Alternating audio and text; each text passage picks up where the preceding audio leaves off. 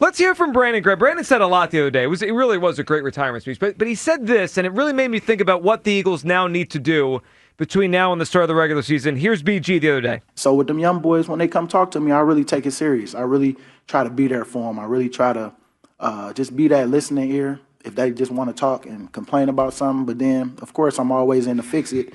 Like, so what you going to do about it? All right, you complain to me, I listen to you, so what's next? And so we always try to go through a plan, and then we walk together.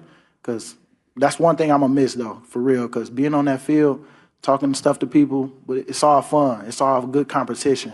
But at the end of the day, I'm really trying to help them when we do go against each other, because I want their coaches to talk about them in a good light. I want them to get paid too, and I want them to be able to do that for somebody else. I always tell them, return the favor. Remember that you wasn't always where you at. Like even like a guy like, I'm just thinking of a guy like a Jordan Mailata, somebody on this last year where he don't know. And man, I was just like, man, this your last year, baby. Just stay focused. So BG's talking about one of the things that he kind of did for all the young guys here. And we know this for a long time now. BG was an incredible leader, not just a really good football player. He was an incredible leader. And what struck me listening to him say that was the Eagles have lost in the last couple years a lot of veteran leadership on the defensive side of the football. Now, Hugh, we always discuss can you replace the player, right? And you could draft someone, you could find someone with a similar skill set. You always talk up the idea of smarts. And the Eagles have done a good job doing that, right? They draft and they replace the player like they replaced Fletcher Cox with Jalen Carter, right? Yes. And they'll be able to replace Brandon Graham, the player. They're going to find a player like him probably in the draft. But I heard that, and it made me think they need a veteran on defense. In the last 2 years, the Eagles have lost Slay, and I know you could probably go back and forth on how much of a leader Slay is, but those DBs seem to really admire They gravitated towards him. Yeah, they admired him. So Slay, Fletcher, and Brandon have all left this team in the last couple of years. Hugh, I think the Eagles need to add a veteran on defense before this offseason is over. And it doesn't have to be a star player. It could be a role player. I just think they need a guy in there who can lead like Brandon. I'm looking at their ages right now. I mean, this defense is going to be super young, 22, 23, 24, 25. Now, you've lived this life, and you've seen different levels of this when it comes to teams evolving. Do you think they need a veteran in that defense? You know what's funny about this? Because some of my son's friends, his older friends, his college friends, were asking me yesterday, what does it mean to be coachable or to be a leader? And, this is not an easy question to answer because a lot of times, and I think back to some of the conversations that I had with my son, and I used to tell him, and I would tell him in a way, you know how I talk, Joe, that he would be flabbergasted and he would have to call his mother to kind of, pick out the parts of the message that he needs. And I say that to say this. There are leaders in that locker room. They're probably not going to lead in the way that Brandon led the team, but they're leaders nonetheless. And I think that a lot of times you have to let leadership be whatever it is in that moment. Perfect example. Remember when Jason Kelce retired and he had I guess for lack of a better way of saying it, a parting shot about how it is to be here in Philadelphia. And you have to take the good with the bad and how you have to grow from those moments. He was a leader. He was a guy that was considered a leader.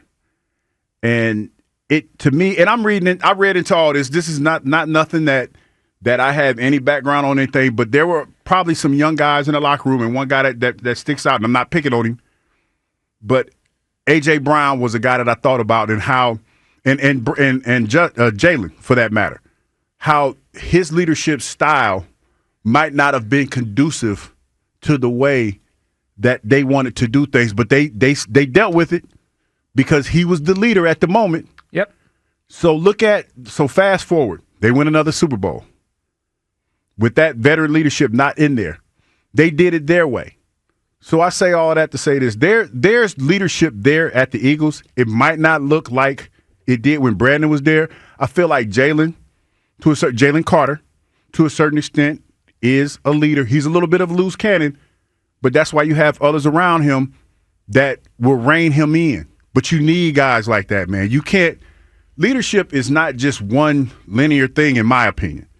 It's whatever's needed for that moment, and you take whatever you need for that moment and apply it to whatever the situation is. Well, I agree with that. And then look, some of these guys might turn out to be great. I look at Nolan Smith. Nolan Smith strikes me as he's got that kind of persona that he could. Like, it wouldn't surprise me at all if 5 years from now, Nolan Smith is looked at as what Brandon Graham was. Like the guy, the leader they all go to, and he kind of is positive and makes them all feel. That could happen. And I understand it could be someone young that becomes a leader. I just look at so many older players that have left, and I feel like they should try to add a veteran here to help out this, because it's a very young group on defense, which will excite us from an athleticism standpoint. Like when we get to camp and they're all 24 and 25 and 23 and whatever these draft picks are when they take them next month, it's going to be like, wow, this is the youngest defense in the NFL, and that's great for upside. I just look at them like, I'd feel better about it if they brought in someone. And I don't know who that is, what position it is. I'm just looking for a leader. Because, Kyle, they've lost Slay, Fletcher, and BG from that side of the ball in the last 2 years. But playing devil's advocate, though. Playing devil's advocate. And just putting things in perspective. Because I think he's a leader. I really do. And I think that he will be missed because of what he brought to the table. But Darius Slay had his moments where he didn't do leader stuff. I agree with that. He didn't do leadership stuff all the time. But they seemed to look at him like he was a leader, didn't they? The DBs, they all seem to look up to him. It changed when the young guys got here. And playing devil's advocate again, maybe that's because you saw your mortality and you wanted to leave a little bit of your legacy with them young cats. Sure. Because you saw that, hell, and think about it like this, Joe. This is the same cat, not picking on him, but I'm just playing devil's advocate, putting it in perspective. Think about it like this. A year before Cooper DeJean and Quinyon Mitchell got here, him and Seth got into it because Seth said he didn't want to tackle nobody. He was tackle adverse.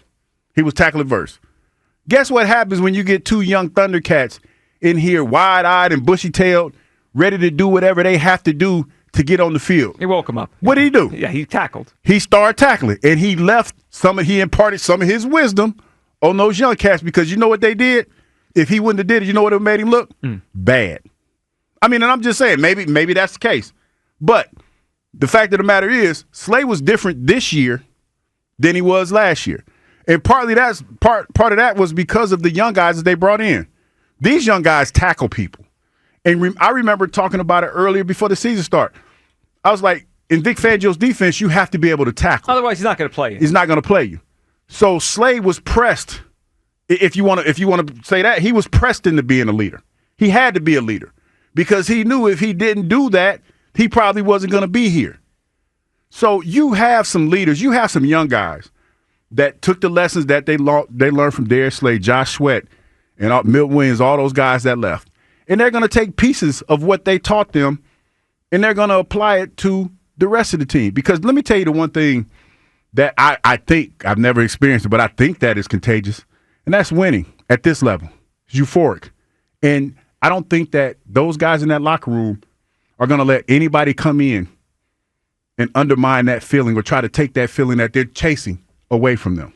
Well, I agree with that. I mean, I think these guys are a little bit ahead of their years. Like, when we talk to Cooper, watch him, Quinyon, they didn't come across as rookies, so I don't think they need to be.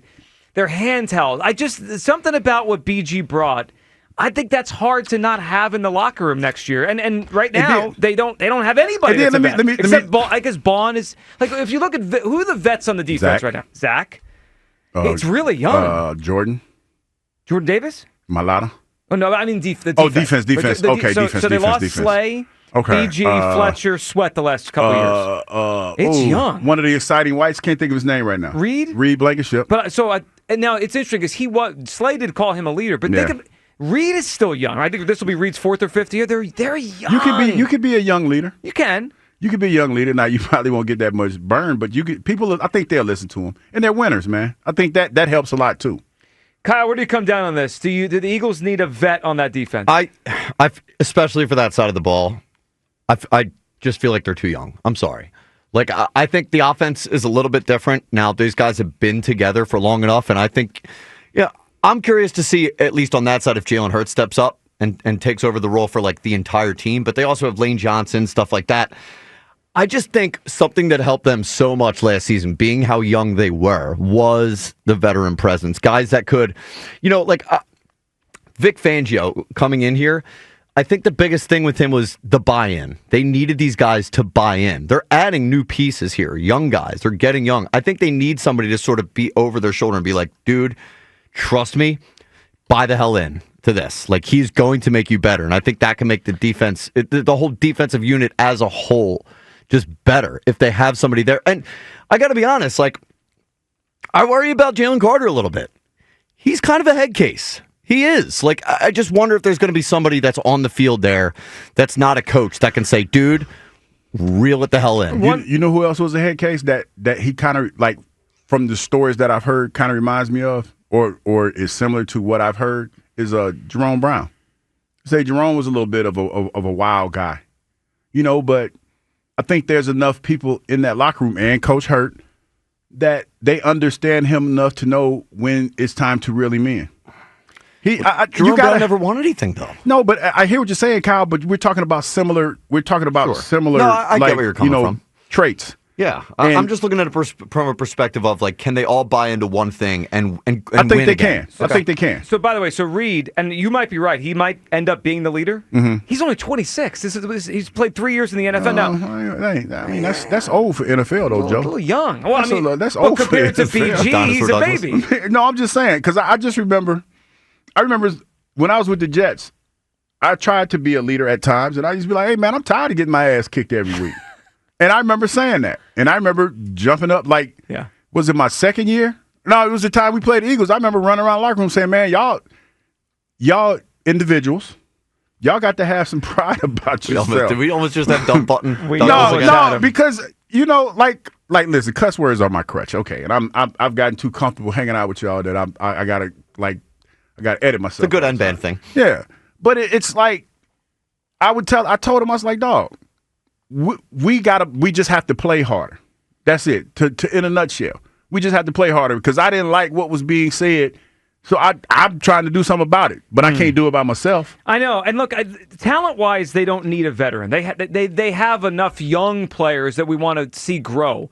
I think they need it from a leadership perspective. 215-592-9494. Do the Eagles need a vet on defense? It is I'm sure when the articles come out, when training camp starts, it's going to be listed as, unless they add a vet, the youngest defense in the NFL. Ain't nothing wrong with that. Well, there's not, but I'd feel better about it if there was a vet. Like when things go wrong or there's a bad moment next year. So why you got Coach No Neck, Coach Hurt? He's not on the field. Yeah, but he's a field general. He can go out there and he tell them kids what to do. Yeah, I need talk about his days when I think he played at Florida State, Clemson, one of them big schools. I need a vet on the field.